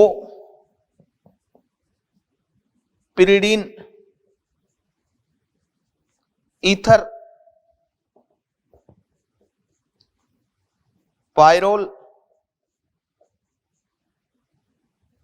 PH3, ठीक है, इनके साथ कैसा क्लीवेज होगा, THF, इनके साथ क्लीवेज होगा सिमेट्रिक क्लीवेज। एसिमेट्रिक क्लीवेज किसके साथ होगा, विथ स्ट्रॉन्ग बेस और स्मॉल बेस, लाइक यहां 3 डिग्री एमीन भी ले सकते हो आप, R3N, ये 3 degree amine with strong base और स्मॉल बेस। तो जैसे hydride H minus, H minus कौन दे सकता है, NaH दे सकता है या LiH दे सकता है, NH3 हो जाएगा, RNH2 हो जाएगा, 2 डिग्री एमीन हो जाएगा। तो ध्यान रखना पड़ेगा आपको कि कहां तो एसिमेट्रिक क्लीवेज होता है और कहां सिमेट्रिक क्लीवेज होता है, उसी वे से आपको एड तोड़ना है। तो अब यहां हम बात करते हैं, जैसे यहां दिया B2H6 और ये 2CO, तो कैसा क्लीवेज होगा, सिमेट्रिक। सिमेट्रिक क्लीवेज होगा तो क्या बनेगा, 2BH3, इसको लोन पर कौन दे देगा, CO, ये बनेगा। ऐसे में बात करूं B2H6 और ये टेट्रा हाइड्रोफ्यूरेन THF, तो यहां भी क्या बनेगा, 2BH3 और ये ऑक्सीजन अपना क्या कर देगा, लोन पेयर दे देगा। अब अगर मैं बात करूं कि B2H6 और ये NaH, तो अब कैसा क्लीवेज होगा, एसिमेट्रिक। एसिमेट्रिक कैसे टूटेगा, ये 2 मोल ले लिए मैंने, तो एसिमेट्रिक टूटेगा ये BH4 माइनस और BH2 पॉजिटिव। तो पहला H माइनस अटैक करेगा तो किस में जाएगा, BH3 में, फिर दूसरा H माइनस अटैक करेगा तो किस में जाएगा, BH4 माइनस में। तो 2 BH4 माइनस बन गए और 2 क्या बन गए, 2Na प्लस बन गए, तो क्या बन जाएगा फाइनली, 2NaBH4। ऐसे सिमेट्रिक और एसिमेट्रिक क्लीवेज। अब हम बात करते हैं रिएक्शन विथ अमोनिया, कि अमोनिया के साथ अगर रिएक्शन करेगा तो क्या बनाएगा।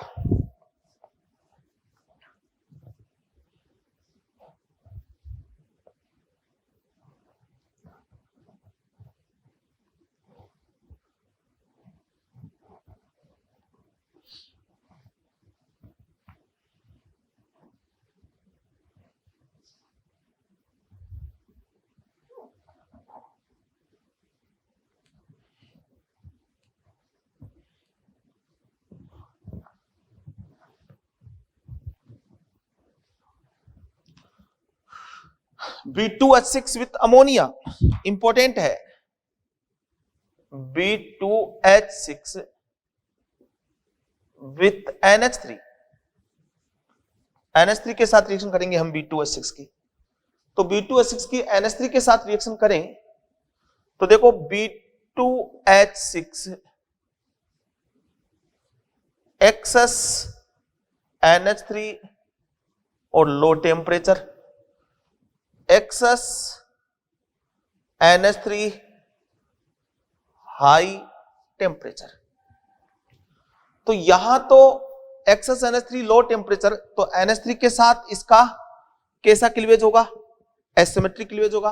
तो BH2 और ये NH3 का होल ट्वाइस, भाई दो NH3 एक्सेप्ट कर लिया और साइड में बन गया BH4 माइनस, ये बना। या फिर मैं इसको लिख दूं B2H6 2NH3, या फिर लिख दूं BH2, एक NH3 ने इधर से लोन पेयर दिए, एक NH3 ने इधर से लोन पेयर दिए, न्यूट्रल ने जोड़ा तो पॉजिटिव रह गया और साइड में क्या था BH4 माइनस।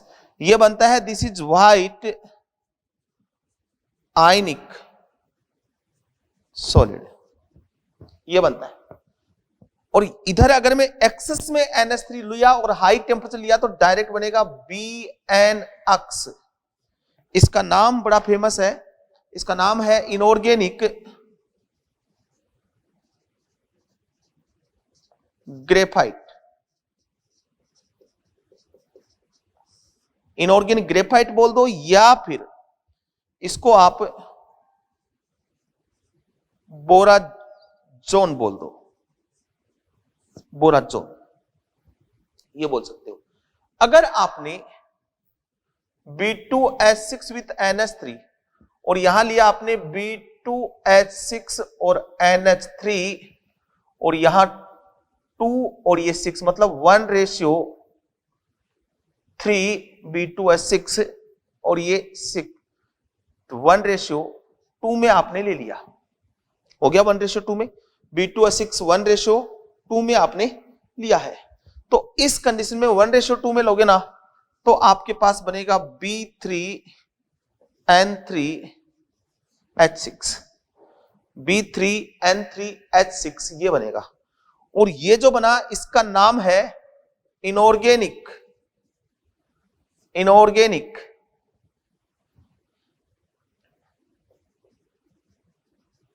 बेंजीन, या फिर मैं बोलूंगा इसको बोराजीन। कंफ्यूज नहीं होना, जीन इनऑर्गेनिक बेंजीन, बोराजीन, जीन आया है लास्ट में तो वो बेंजीन की बात हो रही है। यहां बोराजोन है, या इसका दूसरा नाम ये भी बोल सकता हूं मैं, इसको बोराजोल भी बोल सकता हूं।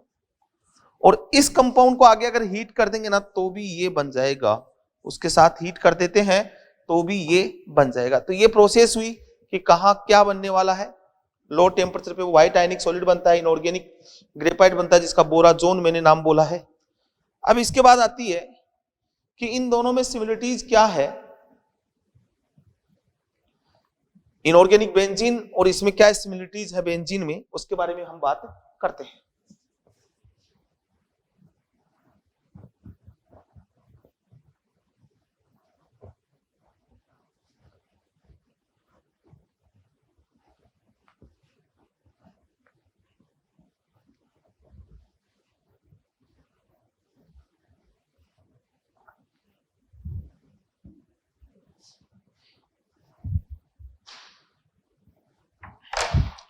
एक तरफ तो है बेंजीन,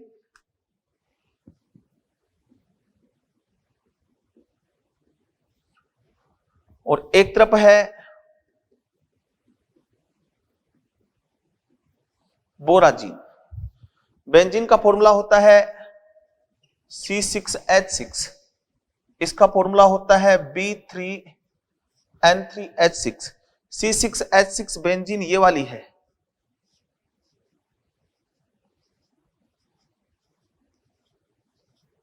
ये पाई बॉन्ड बना ये वाला, ठीक है। और बोराजीन जो है वो ये वाला है, boron nitrogen nitrogen boron nitrogen boron, ये H ये H, ये H, ये H, ये H, ये H। नाइट्रोजन के जो लोन पेयर है वो बोरोन के वैकेंट ऑर्बिटल में जाते हैं, यहां भी जाते हैं और यहां भी ये जाते हैं। तो सबसे पहले बात करें कि ये दोनों में क्या सिमिलरिटीज है, क्या डिफरेंट है। तो सबसे पहला आइसो इलेक्ट्रॉनिक, दोनों आइसो इलेक्ट्रॉनिक है, आइसो स्ट्रक्चरल है, आइसो स्टीयर है। Iso electronic total number of electron यहां भी 42 है और यहां भी इलेक्ट्रॉन क्या है 42 है। आइसो स्ट्रक्चरल ये भी हेक्सागोन है, हेक्सागोनल, और ये भी हेक्सागोनल है। आइसोस्टीयर आइसो इलेक्ट्रॉनिक स्पीसीज है total number of atom same, तो इसमें भी 12 एटम है, इसमें भी 12 एटम है। तो आइसो इलेक्ट्रॉनिक है, आइसो स्ट्रक्चरल है, आइसोस्टीयर है, ठीक है। दूसरा एरोमेटिक है, दोनों ही एरोमेटिक है। अब डिफरेंट क्या है इसमें, यह है compound is non polar and bond is also known polar. Bond भी नॉन पोलर है और कंपाउंड भी नॉन पोलर है। यहां पे compound is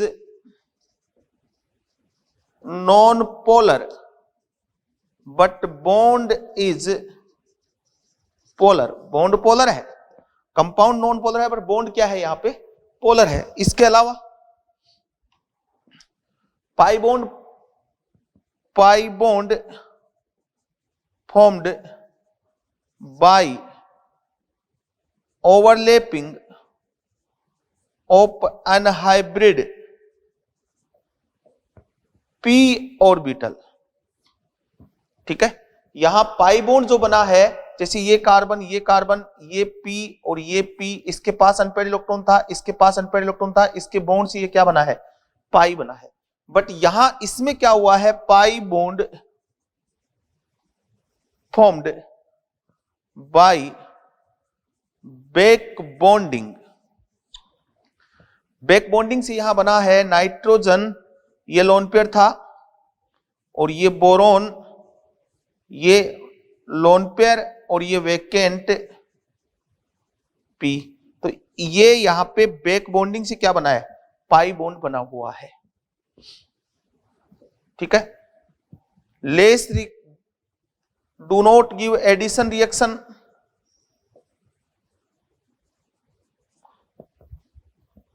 but this give addition reaction because polar bond। तो ये दोनों का डिफरेंस पता होना चाहिए कि इनऑर्गेनिक बेंजीन और क्या सिमिलरिटीज है, क्या डिसिमिलरिटीज है। और एक मैंने बोला कि बोराजोन, वो क्या कंसेप्ट होता है बोराजोन को, मैंने बोला इनऑर्गेनिक ग्रेफाइट। तो वहां जैसे हम ये बनाते हैं ग्रेफाइट बनाते हैं, ऐसे हम ग्रेफाइट बनाते हैं, ठीक है, उसी वे से यहां भी बना देंगे boron nitrogen, nitrogen boron, nitrogen boron, nitrogen boron, nitrogen nitrogen boron, nitrogen boron, nitrogen boron, nitrogen, ये वाला इस तरह से क्या बन जाएगा, ये लेड स्ट्रक्चर इसकी भी होगी। तो ये था बोरोन फैमिली का मेन कंटेंट। अब हम देखते हैं कार्बन के ऑक्साइड। कार्बन फैमिली की बात हो गई, और अब हम देखते हैं कार्बन के ऑक्साइड, जो कि ये भी इंपॉर्टेंट है। हिंदी मीडियम के स्टूडेंट है मेरे सामने, तो यहां बात करते हैं ऑक्साइड ऑफ कार्बन या कार्बन के ऑक्साइड। कार्बन के ऑक्साइड बेसिकली तो कार्बन के दो ऑक्साइड है, बट एक थोड़ा कई बार पूछ लिया जाता है। एक तो होता है C3O2, नाम है इसका कार्बन सब ऑक्साइड। एक CO कार्बन मोनोऑक्साइड, और एक है CO2 कार्बन डाइऑक्साइड।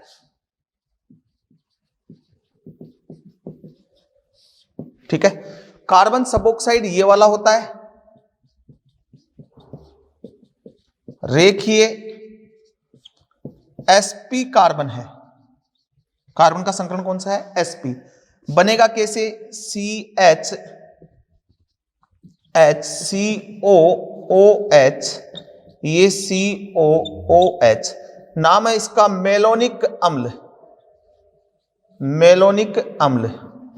इसकी रिएक्शन कराओ P4O10 से, जो क्या है, निर्जलीकारी। क्या है ये, निर्जलीकारी। तो यहां से H2O बाहर निकला, यहां से H2O बाहर निकला और बन गया C3O2। इसके बारे में इतना ही इंफॉर्मेशन सफिशिएंट है। कार्बन मोनोऑक्साइड की बात करें तो उदासीन ऑक्साइड है, less soluble in water, H2O में लेस सोल्यूबल है, उदासीन ऑक्साइड है, टॉक्सिक नेचर का है, मतलब जहरीली नेचर का है, ठीक है। हीमोग्लोबिन के साथ ये CO जुड़ता है, Hb का मतलब हीमोग्लोबिन, तो बनाता है कार्बोक्सी हीमोग्लोबिन, जो कि स्टेबल होता है। पढ़ा होगा बंद कमरे में अंगीठी जलाकर सोने से व्यक्ति की मृत्यु क्यों हो जाती है, टॉक्सिक नेचर का। टॉक्सिक नेचर का क्योंकि हीमोग्लोबिन ब्लड में ऑक्सीजन सप्लाई करती है, तो ये उसके साथ बॉन्डेड हो जाता है, स्टेबल कंपाउंड बना देता है, ठीक है। और गुड रिड्यूसिंग एजेंट, अच्छा अपचय का विकर्मक है, अच्छा अपचायक है, लेविस बेस है। अच्छा अपचायक हम किस में पढ़ेंगे, हम पढ़ेंगे धातु क्रम में, इसके बारे में पढ़ेंगे, ठीक है। इसके बाद अब बात आती है मेथड ऑफ प्रिपरेशन, CO के बनाने की विधि, इसको कैसे बनाते हैं। तो आप देखो HCOH कंसंट्रेट H2SO4, H2O बाहर कर देगा, तो H2O और CO बन सकता है। एक चीज और, वायु में नीली ज्वाला के साथ जलती है, वह CO2 बनाती है। वायु में नीली ज्वाला के साथ जलती है और CO2 बनाती है। एक कार्बन और ये हाफ O2, और ये सीमित मात्रा में मैंने लिया, इसको हीट किया तो क्या बन जाएगा, CO। एक ये ऑक्जेलिक एसिड, इसको हीट करूंगा ना तो CO भी बनेगा, CO2 भी बनेगा और H2O भी बनेगा। इतने मेथड हैं। इसके अलावा K4FeCN6 की रिएक्शन कंसंट्रेट H2SO4 से बनाते हैं, तो भी CO का फॉर्मेशन होता है। ये CO बनाने की क्या है, विधि है। इसके अलावा और इसका क्या यूज है, CO का मात्रात्मक आकलन। CO का मात्रात्मक आकलन कैसे करते हैं, पहले CO की रिएक्शन I2O5 से करवाते हैं, जो कि क्या है, ऑक्सीडाइजिंग एजेंट। तो यहां रिएक्ट करके क्या बनाएगा, 5CO2 और रिलीज होगा I2। अब I2 कितना रिलीज हुआ, इसका अनुमापन हम करेंगे हाइपो के साथ। हाइपो क्या है, Na2S2O3, हाइपो के साथ करेंगे तो ये बनेगा 2NaI Na2S4O6 या फिर S4O6-2, टेट्राथायोनेट इसका नाम है। तो एक मोल I2 में कितने मोल कंज्यूम्ड हुआ, उस हिसाब से आइडोमेट्रिक और आइडियोमेट्रिक, आइडोमीतीय और आयोडीमीतीय दो आप अनुमापन पढ़ते हैं, उनमें से ये अप्लाई करके आप CO का मात्रात्मक आकलन कर सकते हैं। क्वेश्चन आता है CO का मात्रात्मक आकलन किससे करते हैं, I2O5 से करते हैं, जो CO को ऑक्सीडाइज करता है, किसमें, CO2 में। यह है CO बनाने की विधि। उसके बाद आता है CO2। नेक्स्ट कार्बन का ऑक्साइड आता है, वो आता है CO2।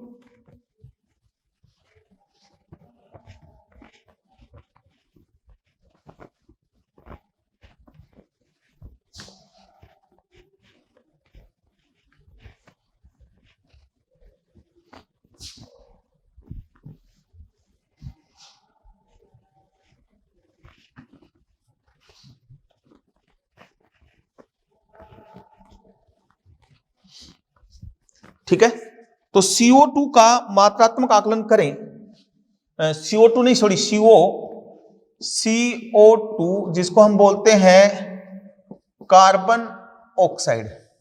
पहले इसके गुणों की बात करते हैं, इसकी प्रॉपर्टी की बात करते हैं, इसकी क्या क्या प्रॉपर्टी है। रंगहीन, गंधहीन, रंगहीन है, गंधहीन है, अम्लीय ऑक्साइड है, anhydride of carbonic acid, carbonic acid का एनहाइड्राइड है H2CO3, ड्राई सॉलिड CO2 को शुष्क बर्फ कहा जाता है। जल में कम विलेय है, जल में क्या है, कम विलेय है। बनाने की विधियों की बात करेंगे, बनाने की विधियां, इसकी क्या क्या बनाने की विधियां, तो बहुत सारे मेथड हो सकते हैं बनाने के, तो बहुत सारे मेथड हो सकते हैं, पर मेनली हम कुछ मेथड्स की हम बात करेंगे। लैब मेथड,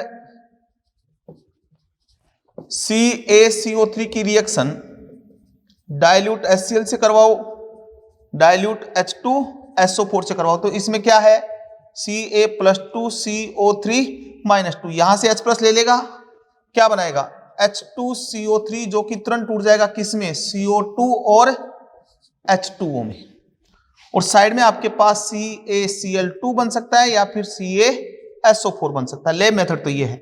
इसके अलावा ऑक्जेलिक एसिड, इसको हीट करते हैं तो CO भी बनता है और CO2 भी बनता है, ये हम बात कर चुके हैं। इसके अलावा मेटल कार्बोनिल, मेटल ये नहीं होनी चाहिए, सोडियम, पोटेशियम, रुबिडियम और सीजियम, उसके अलावा +1 का कोई भी हो, इसको हीट करोगे तो M2O और CO2 बाहर निकल जाएगी, M2CO3,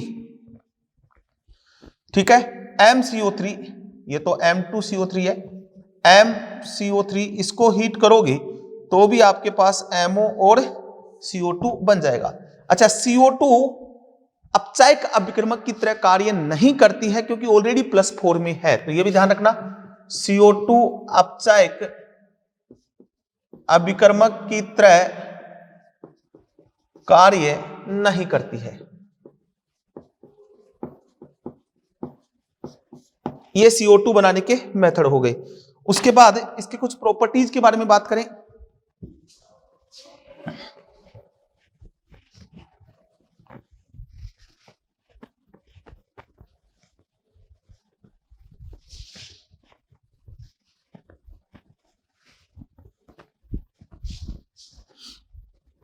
तो देखें, जब CO2 को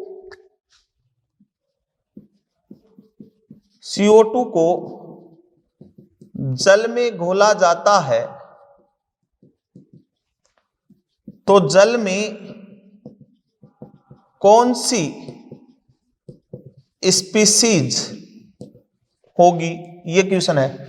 H2CO3, CO3 -2, HCO3- और CO2, तो ये भी होगी, ये भी होगी, ये भी होगी, ये भी होगी, चारों स्पीसीज प्रेजेंट होगी। क्यों होगी, क्योंकि H2O + CO2 बनाएगा H2CO3।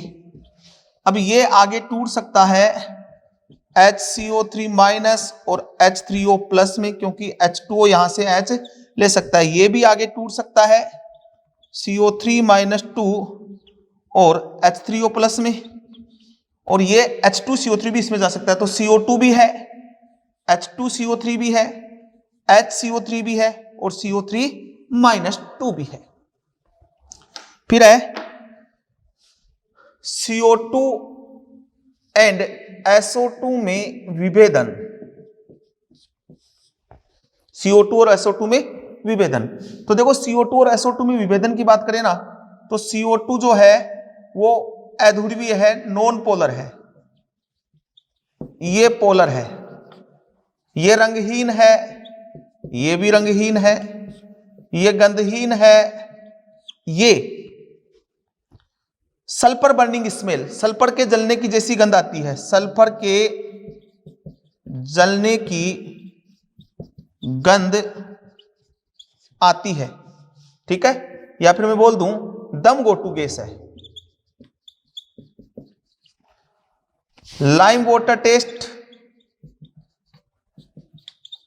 ये भी देती है, लाइम वाटर टेस्ट ये भी देता है। इसके अलावा बेराइट वाटर टेस्ट ये भी देता है, ये भी बेराइट वाटर टेस्ट देता है। तो ये तो सिमिलरिटी और डिसिमिलरिटी हो गई। अब उसके बाद देखो केमनोफोर, एसिडिक मीडियम और CO2, तो यहां कोई रिएक्शन नहीं हुई। केमनोफोर, एसिडिक मीडियम और SO2, तो ये तो ऑक्सीडाइजिंग एजेंट हुआ, ये रिड्यूसिंग एजेंट हुआ। ये तो रिड्यूसिंग एजेंट होता ही नहीं है, इसके लिए मना किया है। तो केमनोफोर का पर्पल कलर होता है, उसको रिड्यूस कर देगी Mn+2 में, खुद चले जाएगी SO4-2 में। तो केमनोफोर के पर्पल सॉल्यूशन को क्या कर देती है, कलरलेस।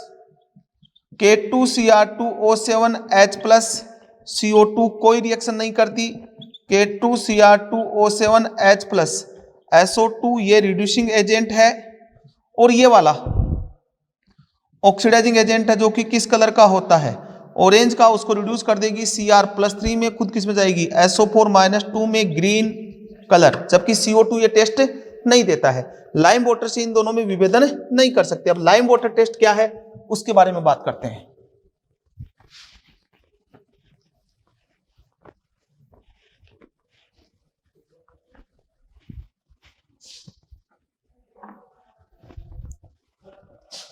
CO2 व SO2 में लाइम वाटर बोलते हैं CaOH का होल ट्वाइस। बेराइट वाटर ये होता है BaOH का होल ट्वाइस से विभेदित नहीं कर सकते हैं। देखो इधर टेस्ट क्या होता है, lime water test. Lime water परीक्षण होता क्या है, CaOH का होल ट्वाइस, ये मैंने बोला lime water. CO2 pass out करोगे तो बनेगा CaCO3 और H2O। श्वेत धुंधलापन नजर आता है या दूधियापन। फिर CO2 आधिक्य में पास आउट करने पर, आधिक्य में गुजारने पर बन जाता है CaHCO3 का होल ट्वाइस प्लस H2O। तो ये श्वेत धुंधलापन गायब हो जाता है। श्वेत धुंधलापन क्या हो जाता है, गायब हो जाता है, श्वेत धुंधलापन नजर नहीं आएगा। ये सेम टेस्ट SO2 देती है। यहां SO2 रख दो तो यहां CaSO3 बन जाएगा, यहां CaHSO3 का होल ट्वाइस बन जाएगा। Same test. अगर बेराइट वाटर रखोगे तो यहां BaOH, यहां Ba रख दो तो यहां भी Ba हो जाएगा, यहां भी Ba हो जाएगा। सेम टेस्ट ऑब्जर्व होता है। तो ये थे कार्बन के ऑक्साइड। और अब हम नेक्स्ट लेक्चर में बात करेंगे सिलिकॉन्स एंड सिलिकेट्स की। सिलिकॉन्स क्या होते हैं और सिलिकेट क्या होते हैं। Okay, thank you.